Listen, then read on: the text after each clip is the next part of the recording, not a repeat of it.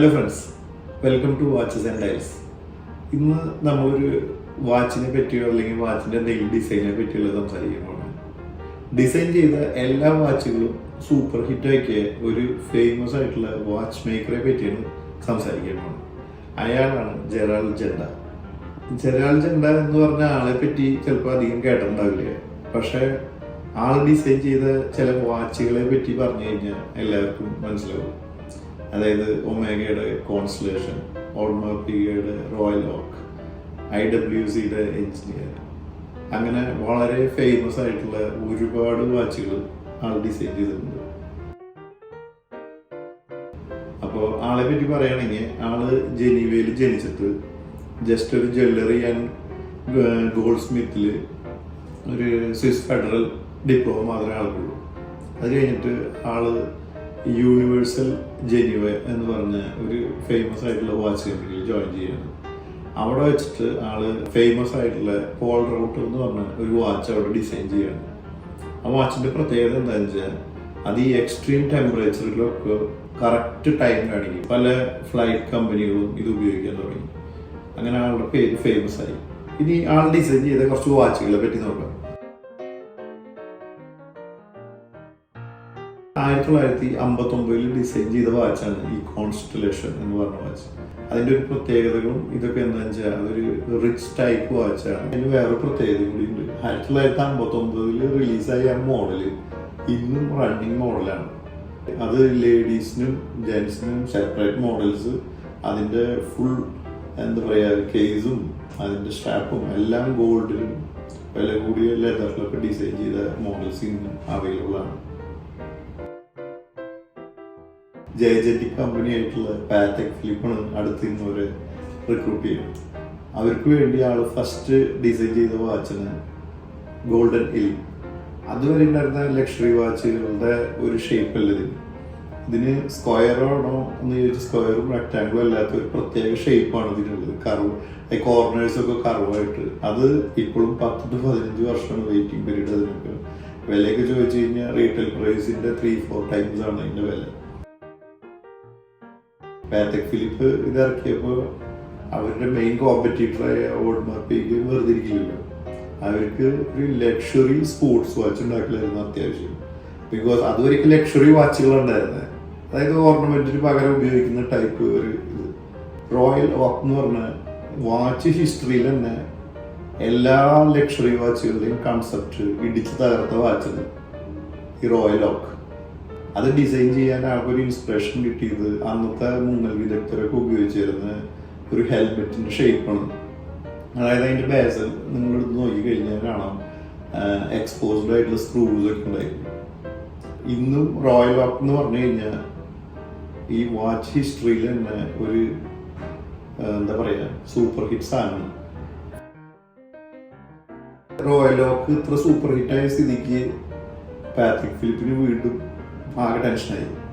അവര് വീണ്ടും ഇവരെ വിളിച്ചിട്ട് അവർക്കൊരു സ്പോർട്സ് വാച്ച് വേണമെന്ന് പറഞ്ഞ് റിക്വസ്റ്റ് കൊടുത്തു. ആള് 2 വർഷത്തിനുള്ളിൽ വീണ്ടും ഒരു സ്പോർട്സ് വാച്ചും കൂടി ഇറക്കി. അതാണ് നോട്ട്ലെസ്. അതായത് പാട്രിക് ഫിലിപ്പിന്റെ ഏറ്റവും ഹിറ്റായിട്ടുള്ള മോഡലാണ് ഈ നോട്ട്ലെസ്. ഈ നോട്ട്ലെസ് ഡിസൈൻ ചെയ്ത അതേ സമയത്ത് തന്നെ IWCക്ക് വേണ്ടിയിട്ടും ആളൊരു എഞ്ചിനീയർ എന്ന് പറഞ്ഞൊരു വാച്ച് ഉണ്ട്. IWCയിലെ എഞ്ചിനീയർ എന്ന് പറഞ്ഞ വാച്ച് വിറ്റ പോലെ ഒരു മോഡലും ഇതുവരെയ്ക്ക് വിറ്റിട്ടില്ല. ഈ എല്ലാ വാച്ചുകൾക്കും ഒരു പ്രത്യേകതയുണ്ട്. എന്താണെന്ന് വെച്ചാൽ ഇതിൻ്റെ ബേസിൽ കുറച്ച് വലുതായിരിക്കും, അല്ലെങ്കിൽ എന്താ പറയുക കുറച്ച് ബ്രോഡായിരിക്കും. അതും എന്തെങ്കിലും ഒരു ഡെക്കറേഷനൊക്കെ ഉണ്ടാവും. ഇന്നൊരു വാച്ച് നമ്മൾ കണ്ടു കഴിഞ്ഞാൽ തന്നെ നമുക്ക് പെട്ടെന്ന് മനസ്സിലാവും. ഈ റോയൽ ഓക്ക് അല്ലെങ്കിൽ ഈ നോട്ട്ലെസ് ഇതിനൊക്കെ ഇൻസ്പയർ ആയിട്ട് ഒരുപാട് കമ്പനികൾ അതേ ടൈപ്പ് വാച്ചുകൾ ഇറക്കിയിട്ടുണ്ട്. നിങ്ങൾ ശ്രദ്ധിച്ചു കഴിഞ്ഞാൽ ഹബ്ലോയുടെ ഫ്യൂഷൻ വാച്ചുകൾ, പാറ്റക് ഫിലിപ്പിന്റെ തന്നെ അക്കാണറ്റ് എന്ന് പറഞ്ഞ വാച്ച്, അങ്ങനെ ഒരുപാട് ഫേമസ് ആയിട്ടുള്ള വേറെ വാച്ചുകൾ ഇതിനെ ഇൻസ്പയർ ആയിട്ട് റിലീസായിട്ടുണ്ട്. കാർട്ടിയർ ഏറ്റവും അവസാനം വരുന്നത്. കാർട്ടിയർ ഒരു വാച്ച് 1985 ആളെ കൊണ്ട് ഡിസൈൻ ചെയ്യിപ്പിക്കുന്നത്. പാഷാഡി കാർട്ടിയർ എന്ന് പറഞ്ഞ ഒരു മോഡലാണ് 1985 ഡിസൈൻ ചെയ്തത്. ആള് സ്വന്തമായിട്ട് ഒരു വലിയ ഡിസൈനിങ് കമ്പനിയൊക്കെ ജെറാൾഡ് ജെൻഡ എന്നുള്ള പേരിൽ തന്നെ ഉണ്ടാക്കിയിട്ടുണ്ടായിരുന്നു. പിന്നെ ആള് ഡിസൈൻ ചെയ്ത് ഉണ്ടാക്കിയ ഒരു ഫേമസ് വാച്ചാണ് സോനരീസ് എന്ന് പറഞ്ഞ വാച്ച്. ഈ സോനരീസ് വാച്ചിന്റെ പ്രത്യേകത, സോനരീസിന്റെ ശബ്ദം എന്നൊക്കെയാണ് അർത്ഥം ഇതിന്റെ. അതിന്റെ പ്രത്യേകത എന്താ വെച്ചാൽ ആ വാച്ച് ബെല്ലടിക്കും. ബെല്ല് ഒരു റെഗുലർ ഇന്റർവെല്ലിൽ ബെല്ലടിക്കും. ആ ബെല്ലിൽ വരുന്ന ശബ്ദം നിങ്ങൾ ബിഗ് ബെൻ കേട്ടിട്ടുണ്ടാവും ലണ്ടനിലെ ആ ക്ലോക്ക്, അതിലടിക്കുന്ന അതേ ശബ്ദം തന്നെയാണ് ഈ വാച്ചുകൾ പുറപ്പെടുവിക്കുക. ഈ കമ്പനിയെ കൂടെ ആള് പ്രൈവറ്റ് ക്ലയൻസിന് വേണ്ടിയിട്ടാണ് ഒരുപാട് വാച്ചുകൾ ഉണ്ടാക്കിയിട്ടുള്ളത്. അതായത് വാച്ചിന്റെ മൂവ്മെന്റ്സ് ആള് ഡിസൈൻ ചെയ്യും. ആ മൂവ്മെന്റ്സ് ഉണ്ടാക്കാൻ തന്നെ ആള് 2 മുതൽ 4 വരെ വർഷങ്ങൾ എടുക്കും. എന്താ കാരണം വെച്ചാൽ എല്ലാ കാര്യവും ആൾ തന്നെ ചെയ്യും. പുറത്ത് വളരെ അപൂർവമായിട്ടാണ് വർക്കൊക്കെ ഔട്ട്സോഴ്സ് ചെയ്യാറ്. ആളുടെ ക്ലയൻസ് എന്ന് പറഞ്ഞാൽ റോയൽ ഫാമിലിയിലത്തെ ആൾക്കാരൊക്കെ ആയിരുന്നു. മൾട്ടി മില്യൺസ് ആണ് ഇതിന്റെ വില. എന്താ കാരണം വെച്ചാൽ അത് എക്സ്ക്ലൂസീവ് പീസസ്, അതായത് ആകെ 5-10 ഒക്കെ ഉണ്ടാക്കുള്ളൂ ആള്. അപ്പൊ ഇയാളുടെ ഒരു പ്രത്യേകത എന്താ വെച്ചാൽ ഇയാൾ ഉണ്ടാക്കിയ ഒരു വാച്ചും ഇയാള് ധരിക്കാറില്ല. 2000 ആയപ്പോഴേക്കും എന്ത് ചെയ്തു, ആള് കംപ്ലീറ്റ് കമ്പനിയൊക്കെ ബൾഗറിക്ക് വിറ്റു. അവർക്ക് ഫുൾ റൈറ്റ്സ് ഒക്കെ. അത് കഴിഞ്ഞിട്ട് ആള് ജെറാൾഡ് ചാർലസ് എന്ന് പറഞ്ഞൊരു കമ്പനി ഉണ്ടാക്കി. അത് ഡിസൈനിങ്ങും കുറച്ച് കാര്യങ്ങളൊക്കെയാണ് ആള് ചെയ്തത്. ആളുടെ ലൈഫ് ടൈമിൽ 1,00,000-ലധികം വാച്ച് ഡിസൈൻ ഉണ്ടാക്കിയിട്ടുണ്ടെന്നാണ് പറയപ്പെടുന്നത്. അതില് ആൾ മരിക്കുമ്പോൾ ഭാര്യയ്ക്ക് ഒരു 3200 ഡിസൈൻ കൊടുത്തിട്ടാണ് മരിച്ചു പോയിട്ടുള്ളത്.